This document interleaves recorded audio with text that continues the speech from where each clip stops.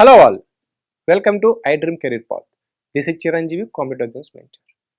APPSC నుంచి అయితే AP ప్రభుత్వం నుంచి ఫేజ్ 3లో భాగంగా గ్రూప్ 2 సంబంధించి నోటిఫికేషన్ అక్టోబర్ 15కి రానుంది.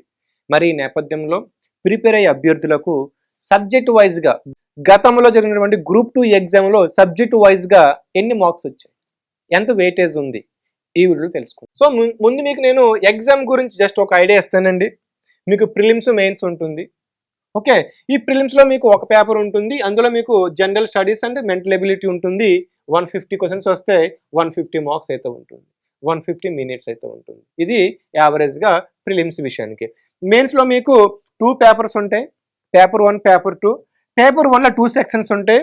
అందులో మీకు ఏపీ హిస్టరీ, అదేవిధంగా ఇండియన్ కాన్స్టిట్యూషన్ పాలిటీ ఉంటుంది.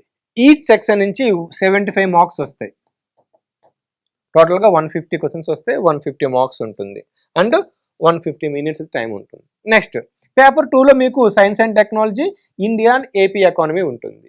సో ఇందులో కూడా మీకు ఈ సెక్షన్ నుంచి 75 మార్క్స్ వస్తే 150 క్వశ్చన్స్, 150 మినిట్స్, 150 మార్క్స్ అయితే ఉంటుందన్నమాట. ఇది యావరేజ్గా మీకు ఎగ్జామ్ ప్యాటర్న్.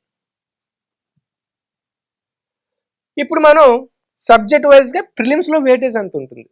సో ప్రిలిమ్స్లో మనకి మొత్తం 5 సబ్జెక్ట్స్ ఉంటాయి. Indian history, Geography, society and current affairs, mental ability.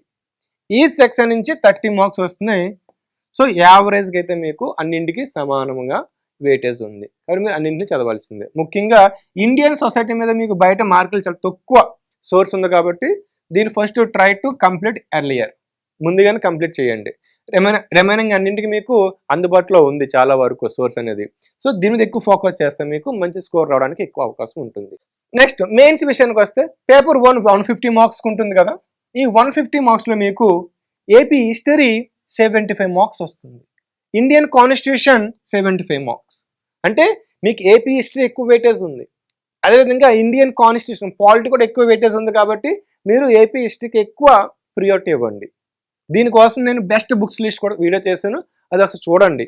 Okay, so next paper 2 విషయానికి వస్తే Indian economy and AP economy సంబంధించి 75 మార్క్స్ వస్తాయి. నెక్స్ట్ సైన్స్ అండ్ టెక్నాలజీ నుంచి 75 మార్క్స్ అయితే వస్తాయి.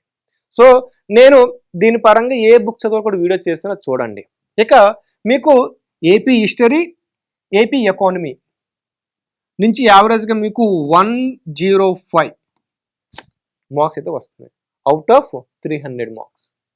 Next Indian constitution, Indian polity, దీని నుంచి Indian polity and Indian economy నుంచి కూడా మీకు యావరేజ్గా 105 మార్క్స్ రావచ్చు. ఇక next remaining science and technology నుంచి అయితే రిమైనింగ్ మార్క్స్ 75 మార్క్స్ వస్తున్నాయి. నేను జస్ట్ యావరేజ్ చెప్తున్నాను మీకు, జస్ట్ ఒక క్యాలిక్యులేట్ చదవడానికి. కాబట్టి ఏపీ ఎకానమీ, ఏపీ హిస్టరీని మెయిన్స్లో మీరు స్కిప్ చేయొద్దు. ఎక్కువ ప్రియారిటీ ఈ 4 సబ్జెక్టులు ఉంది, కాబట్టి మీరు ఎక్కువ చదవండి, ఎక్కువ ప్రియారిటీ ఇవ్వాల్సిన అవసరం అయితే ఇక్కడ ఉందన్నమాట. సో ఇక్కడ మీకు ఇంకా ఏపీలో AP history, AP economy, AP Geography మీద ఎక్కువ ఫోకస్ చేయండి. అప్పుడు మీకు మంచిగా స్కోర్ రావడానికి ఎక్కువ అవకాశం ఉంది, ఎందుకంటే ప్రిలిమ్స్లో మీకు హెల్ప్ అవుతుంది, మెయిన్స్లో కూడా హెల్ప్ అవుతుంది.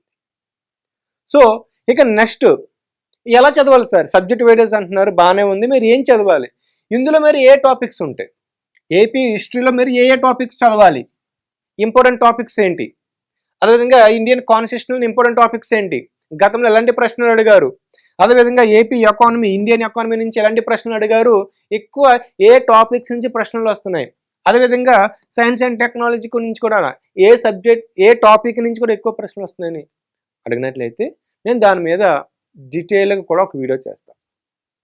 కాబట్టి మీ ప్రిపరేషన్ ఇప్పటి నుంచి ప్రారంభించి బుక్స్ అని పక్కన పెట్టుకొని ఇప్పటి నుంచి ఒక స్మార్ట్ వేలో ప్రిపేర్ అయితే మీరు ఒక గ్రూప్ 2 అధికారి అవడానికి ఎక్కువ అవకాశాలు ఉన్నాయి. ఎందుకంటే మీకు 650+ పోస్టులు అయితే మీకు ఉన్నాయి, కాబట్టి ఇందులో డిప్యూటీ ఎంపీడీఓ, అదేవిధంగా డిప్యూటీ తహసీల్దార్ కలిపి మీకు 400 పోస్టులు అయితే ఉన్నాయి, కాబట్టి మీరు ఎక్కువ కాంపిటీషన్ ఉంటుంది. ఆ కాంపిటీషన్లో మీరు విజేతగా నిలవాలంటే ఒక స్మార్ట్ స్ట్రాటజీ ప్లానింగ్ ఉంటే కనుక మీరు సక్సెస్ అవుతారు. అందులో మొదటిదే subject weightage, subject priority. So ఈ విధంగా మీరు ప్రియారిటీ ఇచ్చుకొని చదువుకున్నట్లయితే మీకు మంచి స్కోర్ రావడానికి ఎక్కువ అవకాశం ఉంది. సో ఇటువంటి వీడియోస్ కోసం మన ఛానల్ సబ్స్క్రైబ్ చేసుకోండి. ఈ వీడియో నచ్చినట్లయితే లైక్ చేసి మీ ఫ్రెండ్స్కి షేర్ చేయండి. Thank you all the very best.